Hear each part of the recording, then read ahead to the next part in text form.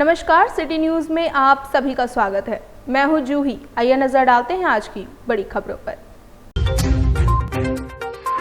शहर के अलग अलग क्षेत्रों में सड़क दुर्घटना में 2 टेलर समेत एक डंपर पलटी, चालक घायल।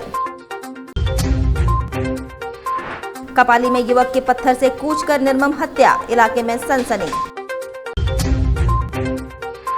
और मानगो पुल पर लगा जाम, चिलचिलाती धूप में राहगीर व स्कूली बच्चे परेशान। अब खबरें विस्तार से। जमशेदपुर के साक्षी थाना अंतर्गत हाथीघोड़ा मंदिर के समीप गैस सिलेंडर लदा एक टेलर अनियंत्रित होकर डिवाइडर से टकराकर पलट गया। ड्राइवर घायल, इलाज के लिए एमजे में कराया गया भर्ती। वैसे गनीमत रही कि इस हादसे में कोई बड़ा नुकसान नहीं हुआ। हालांकि इस हादसे में टेलर का चालक घायल हुआ है, जिसे इलाज के लिए एमजेएम अस्पताल ले जाया गया। वहीं सूचना मिलते ही साक्षी थाना के पुलिस मौके पर पहुंची और रेस्क्यू ऑपरेशन में जुट गई। घटना मंगलवार तड़के 4 बजे के आसपास की बताई जा रही है। फिलहाल सड़क पर यातायात सामान्य करने में पुलिस जुट गई है। वहीं पुराना कोर्ट के समीप सुबह तड़के अनियंत्रित टेलर सामने से आ रही डंपर गाड़ी को अपनी चपेट में ले ली। इस घटना से दोनों गाड़ी सड़क पर पलटी हो गया। हालांकि इस दुर्घटना में किसी के हताहत होने की सूचना नहीं है। कोर्ट रोड से जा रहा था तो देख रहा टेलर पलटी हो गया, तो इधर देख रहा पूरा जाम लगा हुआ।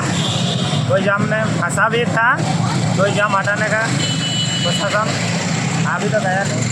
मतलब जाम भी काफी लगा। हाँ, उधर ट्रैफिक घुमा दे रहा, बड़ा गाड़ी आने नहीं दे रहा इधर से। कब हुआ कुछ पता चल रहा है? तो रात का टाइम अभी जा रहा तो देखा जाम था।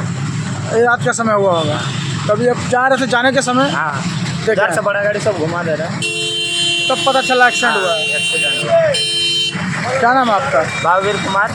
ये गाड़ी मैं चला रहा था। आप चला रहे थे, कैसे हुआ मामला? वो दूसरा गाड़ी आ रहा था, उसका गाड़ी पलटने से वजह से हुआ है। वो गाड़ी पलटा तो उसका जो माल है ना, मेरा केबिन में आ गया उसका माल। अच्छा, दोस्तों माल तो आपका गाड़ी में टकरा गया। आप किस तरफ से आ रहे थे? हम इधर साक्षी तरफ से आ रहे हैं। साक्षी की तरफ से आ रहा था। हाँ। और ये किधर से आ रहा ये इधर मानगो चौक पे था? मानगो की तरफ से आ रहा था। हाँ। जब वो पलटा तो आपका गाड़ी में टकराया, उसका जो मशीन है। हाँ, मशीन में कुछ भी माल है, तिरपाल ढका हुआ है, तो उसका माल मेरा गाड़ी में लगा है। कितना बजे हादसा हुआ ये? 4 बजे भोर में। हाँ। आप कहाँ जा रहे थे? हम तो एमटी गाड़ी था, खाली करके हम जा रहे थे। हाईवे तरफ जा रहे थे? हाँ, हाईवे आसान मनी जा रहा था। क्या नाम है आपका? सत्यरंजन महतो। सुबह 4 बजे के करीबन में गाड़ी है जो इधर से ये वाली टेलर जो पलट गई है, वो तेज रफ्तार में टर्निंग था, अगला को पता नहीं चला, तो माल खसकने के कारण गाड़ी पलट गई। क्या लोड है गाड़ी में? टंकी है, टाटा स्टील का ही कुछ मटेरियल है उसी का, और 2 टेलर थी, उधर से आ रही थी और इधर से जा रही थी। इसका माल गिरने के कारण जो है ये गाड़ी और क्षतिग्रस्त। ड्राइवर को हल्की कुछ चोट लगी, अभी एमजीएम हॉस्पिटल में भर्ती। कपाली में कबाड़ी की पत्थर से कुचलकर निर्मम हत्या, इलाके में फैली सनसनी। जांच में जुटी पुलिस। जमशेदपुर से सटे सरायकेला जिले के कपाली ओपी अंतर्गत ताजनगर स्थित एक मदरसे में एक युवक की पत्थर से कूचकर हत्या किए जाने का मामला प्रकाश में आया है। मृतक की पहचान मोहम्मद हुसैन के रूप में हुई है। सूचना मिलते ही ओपी प्रभारी दल बल के साथ मौके पर पहुंचे और शव कब्जे में लेकर मामले की छानबीन में जुट गए हैं। मिली जानकारी के अनुसार मृतक पुट्टी मिस्त्री का काम करता था। मृतक की मां ने बताया कि 2 दिन पूर्व एक युवक से उसके बेटे का विवाद हुआ था। उस विवाद में उसके बेटे की गोली मार दी गई, मगर उसने घर पर ही अपना इलाज कर लिया। मंगलवार सुबह फिर वही युवक घर पर आए थे और उसके बेटे को अपने साथ ले गए थे। इस दौरान अपराधियों ने ताजनगर स्थित मदरसा के एक कमरे में पत्थर से कूचकर उसकी निर्मम हत्या कर दी। पुलिस ने घटनास्थल के समीप से मृतक का मोटरसाइकिल बरामद किया है। बताया जाता है कि मृतक शादीशुदा था और उसकी एक बेटी भी है। घटना के बाद परिजनों का रो रो कर बुरा हाल है। पुलिस पूरे मामले की छानबीन कर रही है। सुबह मेरा बच्चा उठा, लैट्रिन पेशाब किया, हमसे कोलगेट मांगा, हम कोलगेट दे दिए। जैसे मेरा बच्चा मुंह धो के आया, तौलिया लेकर मुंह पोंछ लिया। पोंछने के बाद उतने में कॉल आ गया तो हम बोले जोर से थोड़ा सुना ना, किसका कॉल आया बेटा, हम भी सुनेंगे। तो बोला अम्मी साहबान। तो हम अभी उतने में क्या किया, कॉल काटा है। ठीक है आ रहे, बोला तेरा गाड़ी नहीं है? बोला मेरा गाड़ी नहीं है। तो अपना गाड़ी लेके आना, ऐसे बोला। बस मेरा बेटा गाड़ी चालू किया। हम ले बेटा मत जाने, बेटा कहाँ जा रहा, मुँह धोए नाश्ता कर ले बेटा। बोला 5 मिनट में आ रहे माँ, 5 मिनट में। कितने बजे घर से निकला था? 7 बजे, 7:30 बजे। क्या करता था? 7:30। आपका बेटा क्या करता था? पेंटिंग करता था। अच्छा, हाँ, पेंटिंग का काम करता तो किसी से कोई झगड़ा वगड़ा भी हुआ था क्या? परसों दिन अफाक लोगों से मिल के मारा है। डुंगरी के पास से मेरे लड़का को गोली चलाया है, हाथ में गोली भी लगा है मेरे बेटा का, गोली टान के निकाल दिया। हम बोले चल बेटा थाना में अफेयर करेंगे, बोला कि अम्मी दुश्मनी हो जाएगा, माँ छोड़ दे। कौन गोली चलाया था? अफाक। क्या उससे क्या किस तरह का दुश्मनी है? काम से आ रहे थे ना, गाड़ी मांगा था मेरा भाई से, गाड़ी नहीं मेरा भाई गाड़ी नहीं दिया क्योंकि बोला बार बार पकड़ाता है। तो मेरा अम्मी हमको डांटती, भाई जुर्माना भी तुम लोग नहीं भरता है गाड़ी का, जब हेलमेट वाला चेकिंग होता है तो गाड़ी मांगा मेरा भाई, गाड़ी नहीं दिया ना। कौन मांगा था गाड़ी आपका भाई से? और डुंगरी का लड़का लोग, फाक लोगों ने। अच्छा। और मेरे भाई को वहाँ पकड़ के दम तक मारा, पूरा मेरे भाई का पीठ पूरा कपड़ा फट गया था, लंगा होके मेरे बच्चे। सिर्फ गाड़ी मांगने के लिए इतना मारपीट किया? हाँ, और भी कुछ बात होगा जो आफाक लोग नहीं बता रहा होगा। इस कारण से मेरे भाई को कुछ बुरा काम बोला होगा, हो सकता नहीं किया होगा। वो लड़का ऐसी है ही क्रिमिनल टाइप का आफाक लोगों ने। आज मुझे लगभग 2:30 बजे सूचना मिली थी कि ताजनगर में एक व्यक्ति की हत्या कर दी गई। इस सूचना के सत्यापन हेतु जब मैं घटनास्थल पर पहुंचा तो देखा कि एक व्यक्ति मृत पड़ा हुआ, उसके शरीर से खून निकल रहा। इसमें जांच कर रही है। कुछ धारदार वेपन का भी इस्तेमाल किया गया है। ये तो अभी हम पोस्टमार्टम के लिए बॉडी को भेजे हैं, अगर उसमें कुछ आती है तो फिर आगे उसमें जो भी क्या करता है? दृष्टि से क्या लग रहा है? प्रथम दृष्टि हत्या किया है। मतलब क्या चीज से मार कर? पत्थर हो सकता है। परिजन किसी पे शक वगैरह? अभी परिजन से हम बयान लेके या क्या करता था? क्या नाम था, क्या करता था? मोहम्मद हुसैन नाम है। क्या करता था? इसके बारे में भी हमको जानकारी है। दो दिन पूर्व भी इसके साथ में मारपीट होती, गोली चली थी, ऐसा कुछ सूचना मिल रही है? मेरे पास ऐसा कोई सूचना नहीं। परिजन का कहना है अब देखो, अभी पूछताछ उससे जारी। घटनास्थल से क्या क्या चीज पाया गया है? घटनास्थल से जो पत्थर वो पाया गया है और भी अन्य चीजें जो भी है हम लोग अनुसंधान में के बाद ही बता पाना। मानवा पुल पर लगा जाम, फंसी कई गाड़ियां, चिलचिलाती धूप में राहगीर व स्कूली बच्चे परेशान। जमशेदपुर के मानगो पुल पर मंगलवार सुबह 10:30 बजे से करीब 2 घंटे जाम लगा रहा। इसमें स्कूली वैन के अलावा कई वाहन जाम में फंसे हुए हैं। हर दिन मानगो वासियों को जाम का सामना करना पड़ रहा है। इसमें सैकड़ों 2-4 पहिया वाहन फंसने से पैदल राहगीर को भी आवागमन में दिक्कत हो रही है। जाम को देखते हुए ट्रैफिक पुलिस तैनात है, परंतु 2 घंटे बीत जाने के बाद भी गाड़ियां रेंग रही हैं। इस दौरान डिमना चौक से मानगो पुल, पायल टॉकीज से मानगो चौक, ओल्ड पेरिया रोड, बस स्टैंड गोल चक्कर, छोटे बड़े पुल पर गाड़ियों की रफ्तार थम गई। जाम लगने के कारण लोग रॉन्ग साइड से भी वाहनों को निकाल रहे हैं और इससे जाम लग रहा है। गौरतलब है कि फ्लाईओवर का निर्माण होने के कारण लोगों को जाम का सामना करना पड़ रहा है। इस चिलचिलाती धूप में स्कूली बच्चे और ड्यूटी जाने वाले लोग फंसे हैं। फिलहाल ट्रैफिक पुलिस मानगो पुल को जाम मुक्त कराने में लगी हुई है। ये क्या कहेंगे अभी आज जो जाम लगा हुआ है? ये जाम तो काफ़ी समय से लगा हुआ है ना। सुबह से ही ये जाम लगा हुआ है और लोग परेशान हैं आने जाने के लिए। मतलब जो है ना, रास्ता दोनों ही तरफ से, दोनों ही पुल बंद है। और यहाँ अभी कब ये क्लियर होगा, कब लोग अपने मंजिल को पा सकेंगे, ये कोई नहीं जान रहा है। धूप भी मतलब जो है ना तेज होते चले जा रहा है, गर्मी ज़्यादा है, लोग परेशान हैं। और इसको क्लियर कराने के लिए हम लोग चाह रहे हैं कि प्रशासन वाले आगे आए। कितना घंटा हो गया आप लोग को फंसे हुए जाम में? ये तकरीबन हम लोगों को यहाँ 2 घंटा से हम लोग फंसे हुए हैं और इससे पहले लोग फंसे हुए हैं। और अभी भी जाम क्लियर नहीं है? जाम क्लियर नहीं है, अभी भी दोनों ही पुल जाम है। सिर्फ एक ट्रैक खुला हुआ है, जो लोग साक्षी की तरफ से पैदल भी जा रहे हैं। हाँ, पैदल तो लोग जा ही रहे हैं, पैदल भी जा नहीं पा रहे हैं। स्कूटी वाले हैं, बाइक वाले हैं, टेम्पू वाले हैं। परेशानी हो रहा, परेशानी काफ़ी है, समझे। और लोगों को मतलब जो है कि कुछ लोग बाहर से जो आ रहे हैं उनको अपना सामान कंधे पे उठा करके, ट्रॉली बैग ले करके चलना पड़ रहा है, पैदल जा नहीं पा रहे हैं। पुल पूरी तरीके से जाम। हमें बताइए मानगो में सुबह से जाम की क्या स्थिति थी, क्या कारण है, किस तरह के आवाजाही हो रही है? ये पूरा ट्रैफिक का व्यवस्था ही यहाँ है भी। ट्रैफिक सिर्फ अब पहले वसूली कर देता है, वसूली नहीं करके भी बंद है, उसके बावजूद भी कोई काम नहीं है। पब्लिक परेशान है, किसी को देखने वाला कोई नहीं है। यहाँ पर खड़े हैं तो खड़े हैं, मुँह पर दर्शक बने हुए हैं प्रशासन के लोग, ट्रैफिक के जो भी लोग हैं। बस एक एम्बुलेंस जो फंसा उसको पास नहीं कराना है, उसके लिए कोई जाके थोड़ा सा पास करा दे, गाड़ी हटवा दे, वो भी काम नहीं है यहाँ। और जो सुबह स्कूल का बच्चा को ले आना, हम लोग को दुर्भाग्य, इतना खराबी का मानगो में रहते हैं आज के दिन। सुबह शाम पर डे ट्रैफिक से हम लोग परेशान है, कोई ट्रैफिक का काम यहाँ नहीं। क्या लगता है क्या कारण से ऐसा? ये कोई कारण नहीं, प्रशासन रहता है 4 घंटा 1 घंटा काम करता है, फिर चल जाता है, तुरंत हट जाता है यहाँ से, देखता ही नहीं है। अब तो मतलब कि लूट खटोल जो कम हुआ तो काम ही नहीं करना चाहते एक जगह से भी। पहले था तो उसमें बिजी था, अब कोई काम ही नहीं है उसके पास। पब्लिक जाम में फंसा हुआ, पब्लिक जा रहा आ रहा, कौन गाड़ी इधर से जा रहा, कौन गाड़ी उधर से जा रहा, उसको भी कहीं रोका बंदी नहीं है। सब जिसको बंद जहाँ से घुस जा रहा, जाम हो रहा, कोई व्यवस्था नहीं है ट्रैफिक का।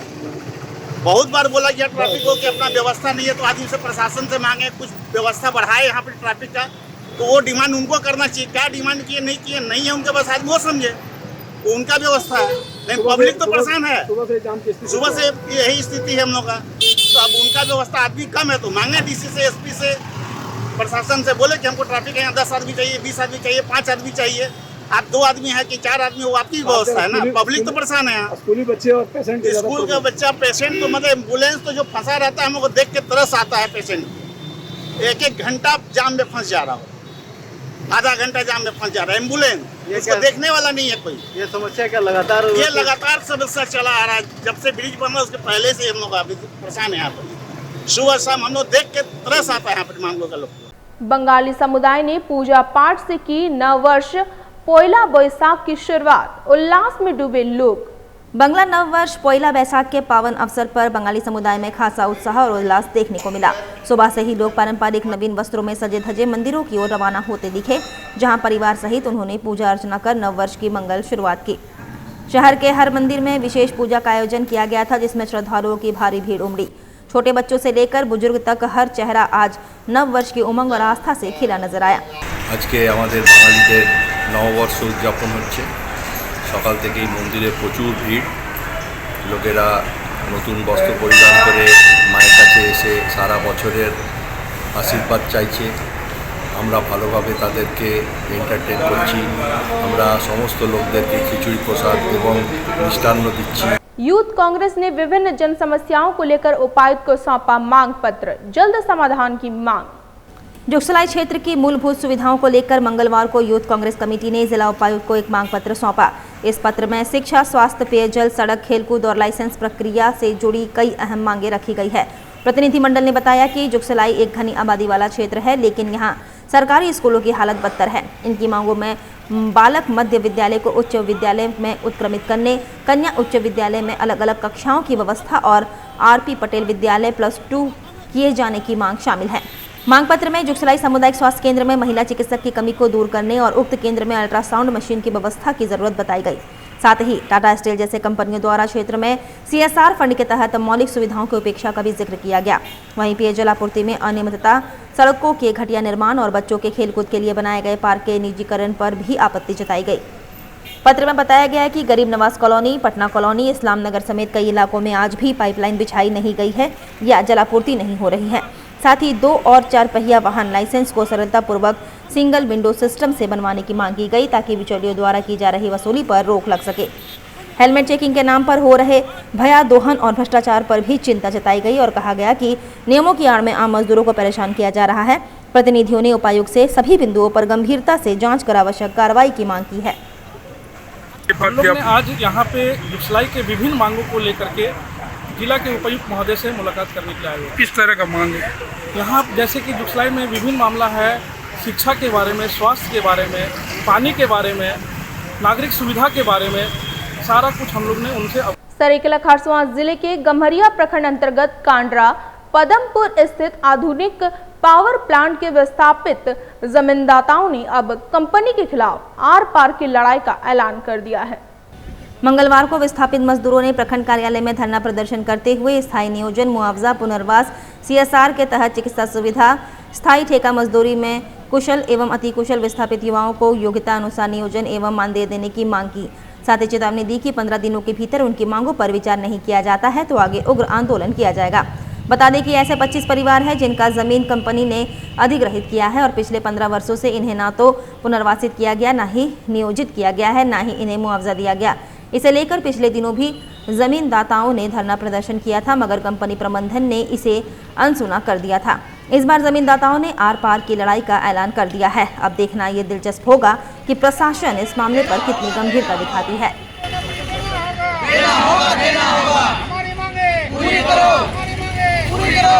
कंपनी बसने से पहले हम लोग को वादा किया था कि जमीन के बदले में मुआवजा देंगे, रोजगार देंगे और अभी वादा से मुकर रही है। अभी हम लोग आंदोलन का नया रूप शुरू किए हैं। अगर 15 दिन के अंदर में कोई ठोस कदम नहीं लेती है तो हम लोग 15 दिन के बाद आर्थिक नाकेबंदी का प्रावधान में हम लोग चलेंगे। आधुनिक से निकलने वाले फ्लाइज को रोकेंगे, पानी को रोकेंगे और कोयला को भी रोकेंगे। क्या क्या मांग है कंपनी से? हम लोग को अस्थायी रोजगार चाहिए और पूर्ण रूप से विस्थापित परिवार को घर का मालिकाना हक और जमीन का बकाया रकम हम लोग को नहीं मिला अभी तक। कंपनी प्रबंधन बात करने के लिए आ गया ही? अभी तक नहीं है। हम लोग 27 तारीख को धरना प्रदर्शन किए लेकिन कंपनी प्रबंधक धरना प्रदर्शन पर नहीं आई। उसके लिए हम लोग उग्र होकर 15 दिन के बाद नाकेबंदी करेंगे, आर्थिक नाकेबंदी करेंगे। क्या नाम है आपका? बोला हेम्ब्रम। 8 अप्रैल से 22 अप्रैल तक मनाए जा रहे पोषण पखवाड़ा 2025 के तहत मंगलवार को डीसी रविशंकर शुक्ला एवं एसपी मुकेश कुमार लुणायत ने समाहरणालय परिसर सरायकेला से पोषण पखवाड़ा जागरूकता रथ को हरी झंडी दिखाकर रवाना किया। डीसी ने उपस्थित सभी लोगों को शपथ दिलाया। शपथ में संकल्प लिया गया कि देश के बच्चों, किशोरों और महिलाओं को कुपोषण से मुक्त कर स्वस्थ एवं सशक्त बनाया जाए। सभी ने यह भी प्रतिज्ञा ली कि वे हर घर में सही पोषण का संदेश पहुंचाएंगे, साफ पानी, पोषण युक्त आहार और स्वास्थ्यवर्धक प्रथाओं को अपनाएंगे। शपथ में ये भी कहा गया कि पोषण अभियान को एक राष्ट्रव्यापी जन आंदोलन का स्वरूप देंगे, बाल विवाह जैसे कुप्रथाओं का विरोध करेंगे और जहां भी यह हो रहा है उसका बहिष्कार करते हुए रोकथाम में सक्रिय भूमिका निभाएंगे। उद्देश्य एक ही है, हर बच्चा सुरक्षित, शिक्षित और स्वस्थ हो। डीसी ने DSWO सत्या ठाकुर से पोषण पखवाड़ा के तहत किए जा रहे कार्यों और जागरूकता रथ के रोस्टर के संबंध में जानकारी ली। डीसी ने बताया कि जागरूकता रथ प्रखंड के सुदूरवर्ती क्षेत्रों में जाकर ग्रामीण समेत अन्य को पोषण पखवाड़ा के उद्देश्यों जैसे बच्चों के जीवन के प्रथम सुनहरे 1000 दिवस का ध्यान, पोषण ट्रैक्टर में लाभार्थी मॉड्यूल का प्रचार प्रसार, समर कार्यक्रम से समुदाय स्तर पर कुपोषण प्रबंधन, बच्चों में मोटापे के समाधान के लिए स्वस्थ जीवन शैली आदि के प्रति जागरूक किया जाएगा। साथ ही जागरूकता रथ के माध्यम से ग्रामीणों को खाने में हरी पत्तेदार सब्जियां, दूध, फल, अंडा आदि शामिल करने के प्रति जागरूक किया जाएगा और मौके पर डीडीसी आशीष अग्रवाल समेत विभिन्न पदाधिकारी मौजूद थे। 2025 के अंतर्गत महिला बाल विकास एवं समाज कल्याण विभाग के तत्वावधान पोषण रथ को आज रवाना किया गया है और इसका उद्देश्य पोषण से संबंधित जो संदेश हैं उनका प्रचार प्रसार सुदूरवर्ती क्षेत्रों में करना, विशेषकर कुछ ऐसे पोषक क्षेत्र जो कि अपेक्षाकृत कम आबादी के हैं और वहाँ बिल्कुल समीप में आंगनवाड़ी केंद्र नहीं है, उनको कवर करना हमारी प्राथमिकता होगी। और इस क्रम में हमारी सारी आंगनवाड़ी सेविकाओं और सहायिकाओं का विशेष सहयोग प्राप्त हो रहा है और आपके माध्यम से सभी सरायकेला खरसावां जिला वासियों को सही पोषण के संबंध में संदेश देना चाहिए। पोटका के टाटा हाता मुख्य मार्ग पिछले 2 साल से कई जगह बड़े बड़े गड्ढे हो चुके हैं, जिसके कारण आए दिन इस सड़क पर दुर्घटना होती रहती है, जिसमें कई लोग इस खराब सड़क के वजह से दुर्घटना का शिकार होकर मौत को गले लगा चुके हैं। टाटा हाता मुख्य मार्ग से रोज हजारों की संख्या में वाहनों का आवागमन होता है। इस सड़क की खराब स्थिति को लेकर पीयूष गोस्वामी, शंकर चंद्र गोप, दीपक पाल एवं स्थानीय दुकानदारों ने बताया कि हाता चौक के समीप कई जगह बड़े बड़े गड्ढे हो चुके हैं, जिसके कारण आए दिन दुर्घटनाएं घटित हो रही हैं। हाता चौक से सुंदरनगर तक 15 किलोमीटर सड़क काफी जर्जर अवस्था में है। वहीं वाहन ड्राइवर वाहन को गड्ढे से बचाने के क्रम में रॉन्ग साइड में वाहन को ले जाने के क्रम में कई बार दुर्घटनाएं घटित हो गई है। इसके कारण कई लोग इस सड़क के कारण मौत के शिकार हो चुके हैं। वहीं तेतला काली मंदिर, तोड़ी, गीतीलता, तुरामजी चौक, खालसा होटल के समीप कई जगह बड़े बड़े गड्ढे हो चुके हैं। पिछले 2 साल से इस सड़क की ओर किसी का ध्यान नहीं है। वहीं स्थानीय लोगों ने जल्द से जल्द इस सड़क की मरम्मत की मांग की है। उनका कहना है कि यह सड़क जीवन रेखा के रूप में जाना जाता है। यह जमशेदपुर को जोड़ने वाली मुख्य सड़क है, जिसके कारण सड़क पर वाहनों का लोड ज़्यादा है। इस स्थिति में इस सड़क का मरम्मतीकरण होना काफ़ी आवश्यक है। कई बार इस सड़क के मरम्मत को लेकर विभाग को लिखित दिया गया, मगर अब तक इस ओर किसी का ध्यान नहीं गया। कहना चाहेंगे कि ये सड़क आज अभी से नहीं है, लगभग 2-2.5 साल से यही हालत है। काफ़ी आमजन को काफ़ी दिक्कत हो रही है। आए दिन दुर्घटना घटते रहते हैं। कभी किसी का पैर टूट जाता है, कभी किसी का हाथ टूट जाता है, कभी कोई जान से भी जा चुका है कई आदमी। पर ये जो दयनीय स्थिति है ये आमजन के लिए बहुत ही खतरनाक है और इसमें पहल होनी चाहिए और जल्द से जल्द ये सड़क का मरम्मतीकरण होना चाहिए ताकि आमजनों का सफ़र आसान हो सके और जितना जल्दी हो सके उतना अच्छा है। क्योंकि बारिश का दिन में और ज़्यादा दिक्कत हो जाता है। जिला दंडाधिकारी सह उपायुक्त अनन्य मित्तल के निर्देशानुसार समाहरणालय सभागार जमशेदपुर में जिला खेल संचालन समिति की बैठक आयोजित हुई। उप विकास आयुक्त अनिकेत सचान की अध्यक्षता में आहूत बैठक में जिला खेल पदाधिकारी अविनेश त्रिपाठी समेत अन्य जिला स्तरीय पदाधिकारी एवं विभिन्न खेलों संघों के पदाधिकारी प्रतिनिधि उपस्थित रहे। बैठक में उप विकास आयुक्त द्वारा जिला अंतर्गत सभी क्लबों एवं खेल संघों की सूची तैयार कर उनके निबंधन की जाँच का निर्देश दिया गया। खिलाड़ी कल्याण कोष के संबंध में खेल संघों के बीच व्यापक प्रचार प्रसार तथा डे बोर्डिंग प्रशिक्षकों की नियुक्ति हेतु नियमानुसार कार्रवाई का निर्देश जिला खेल पदाधिकारी को दिया गया। उप विकास आयुक्त द्वारा जिला स्तरीय इंडोर स्टेडियम हेतु अपर उपायुक्त एवं प्रभारी पदाधिकारी टाटा लीज से समन्वय स्थापित करते हुए जिला मुख्यालय में 1 एकड़ भूमि चिन्हित कर भूमि विवरणी सहित प्रस्ताव यथाशीघ्र उपलब्ध कराने तथा चाकुलिया प्रखंड में मल्टी स्पोर्ट्स स्टेडियम निर्माण हेतु 8 एकड़ भूमि चिन्हित करने हेतु आपसी समन्वय का निर्देश जिला खेल पदाधिकारी को दिया गया। वक्त चला है एक छोटे से ब्रेक का। ब्रेक के बाद खबरें और भी हैं, तब तक के लिए देखते रहें सिटी न्यूज। अब जल्द शुरू होने वाला है फन वर्ल्ड डिज्नीलैंड। जी हाँ, अब आपके शहर जमशेदपुर में आप सभी के बीच भरपूर मनोरंजन लेकर एक बार फिर आ गया है फन वर्ल्ड डिज्नीलैंड।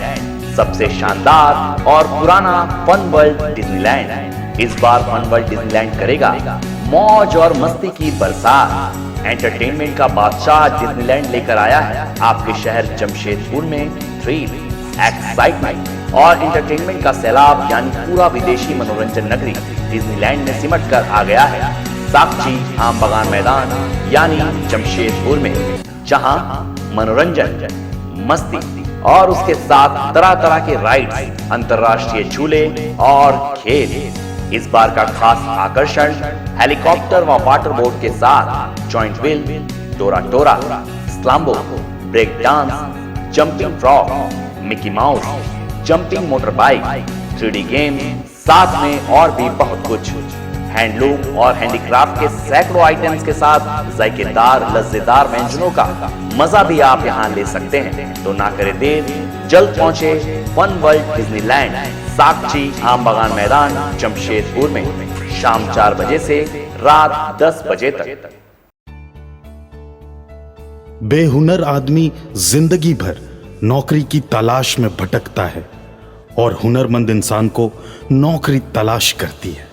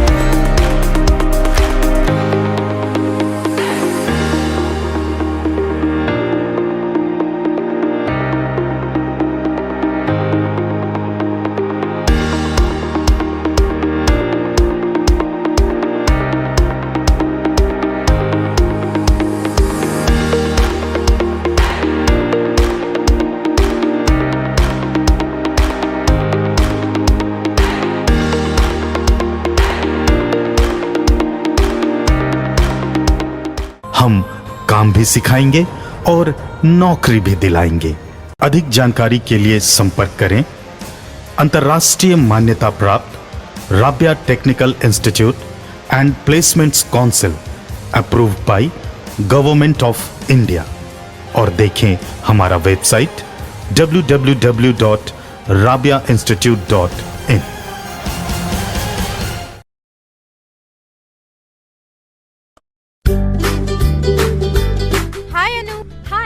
बहुत दिनों बाद मिली हो। हाँ यार, बस निकली हूँ शॉपिंग करने। हाँ यार, मैं भी उसी के लिए निकली हूँ। देखो ना, मम्मी ने कितनी बड़ी लिस्ट थमा दी है। समझ में नहीं आ रहा इतनी सारी शॉपिंग कहाँ से करूँ। अरे तो अपनी सिटी भी किसी मेट्रो सिटी से कम है क्या? क्राफ्ट इंडिया लगा हुआ है अपने शहर में, जहाँ पे सब चीजें एक ही जगह पे मिलती है। Craft India, craft India, craft India. हाँ चल।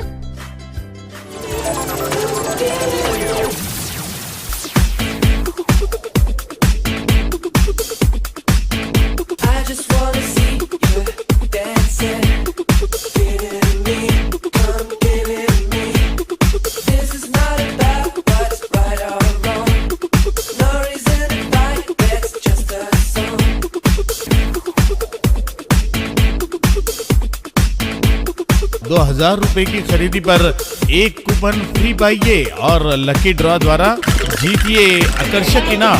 पहला इनाम है 150 लीटर रेफ्रिजरेटर, दूसरा इनाम माइक्रो ओवन, तीसरा इनाम mixer grinder.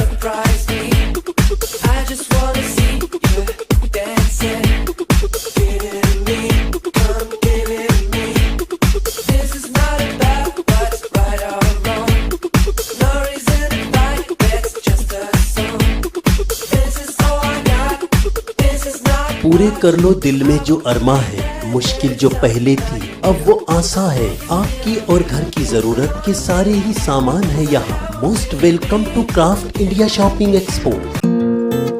My comfy decor. Personalize your home. Here, you'll get best quality garments items. Best deals in all types of bed sheets, cushion covers, bed covers,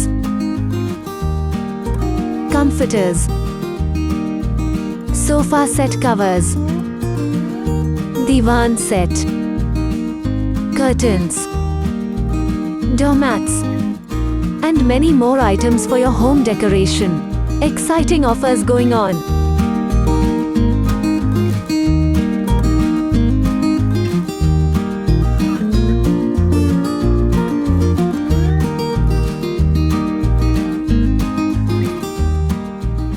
break के बाद मैं जूही आप सभी का फिर से स्वागत करती हूं।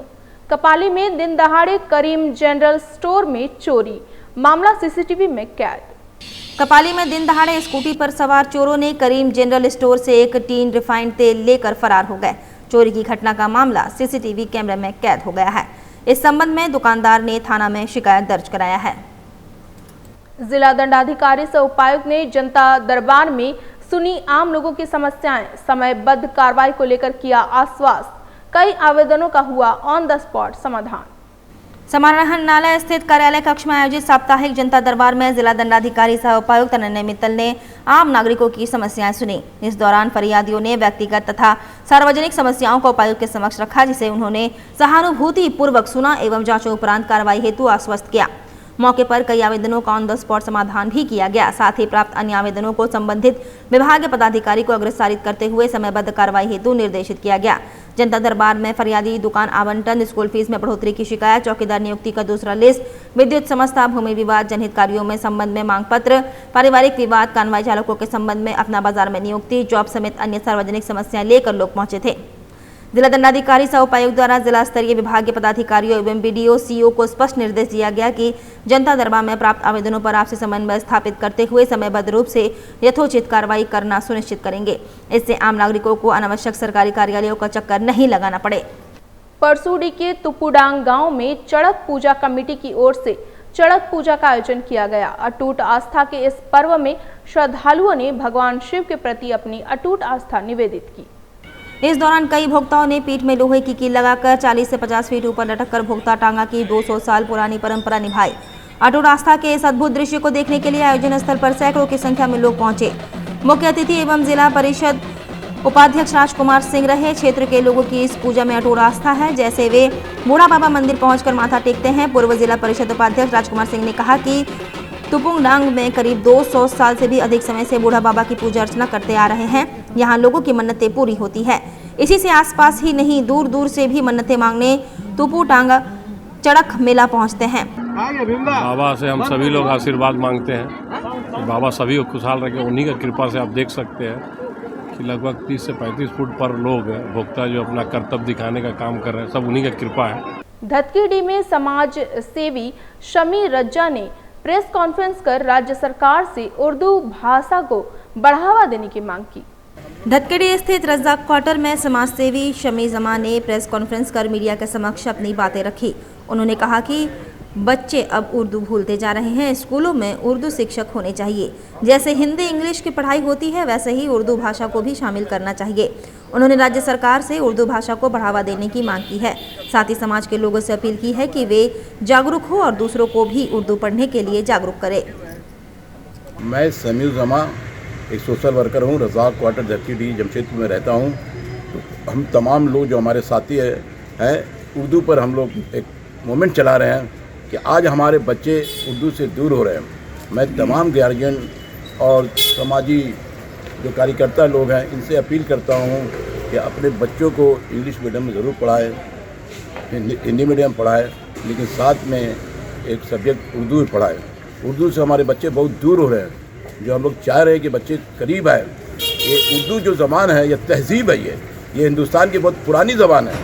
आप लोग देखा हो कि कोई भी फिल्मी गाना जब पहले का बिना उर्दू अल्फाज के खूबसूरत नहीं बनता था। उर्दू का एक महत्व है। मैं झारखंड गवर्नमेंट से अपील करता हूँ, क्योंकि ये झारखंड में उर्दू सेकंड लैंग्वेज है और हमारे उर्दू स्कूल बहुत कम हो गए हैं। उर्दू मीडियम एकदम करीब ख़त्म हो रहा है।